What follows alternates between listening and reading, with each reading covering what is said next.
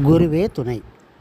துலா ராசி அன்பர்களே, இதில் உள்ள சித்திரை 3, 4, சுவாதி 1, 2, 3, 4ஆம் பாதம், விசாகம் 1, 2, 3ஆம் பாதம் இவர்களுக்கு இந்த வருடம் சித்திரை மாதம் 28ஆம் தேதி குரு பெயர்ச்சியால் சுபகாரியமும் ஐஸ்வர்யமும் நடக்கும்.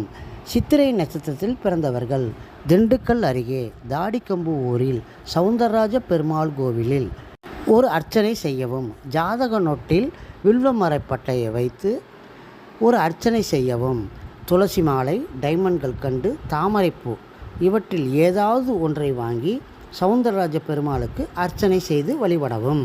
திருமணம் ஆகாதவர்களுக்கும் திருமணம் கைகூடி வரும். சுவாதி நட்சத்திரத்தில் பிறந்தவர்கள் நாட்டு மருந்து கடைகளில் மருத மரப்பட்டையை வாங்கி ஜாதகத்தில் வைத்து பிள்ளையார்பட்டியில் உள்ள கஜமுகன் என்று சொல்லக்கூடிய விநாயகப் பெருமானுக்கு ஒரு அருகம்புல் மாலை கொடுத்து ஒரு அர்ச்சனை செய்யவும்.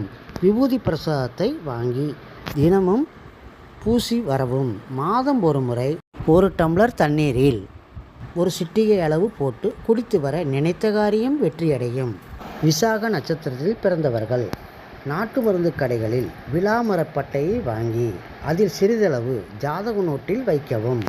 சதுரகிரியில் உள்ள சிவபெருமானுக்கு வில்வ மாலை கொடுத்து ஒரு அர்ச்சனை செய்து வழிபட சகல சௌபாக்கியங்களும் ஐஸ்வர்யங்களும் கொடுக்கும்.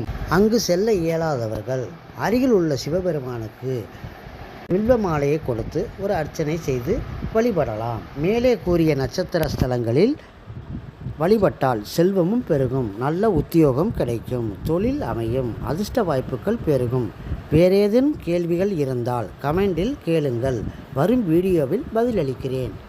சுபம்.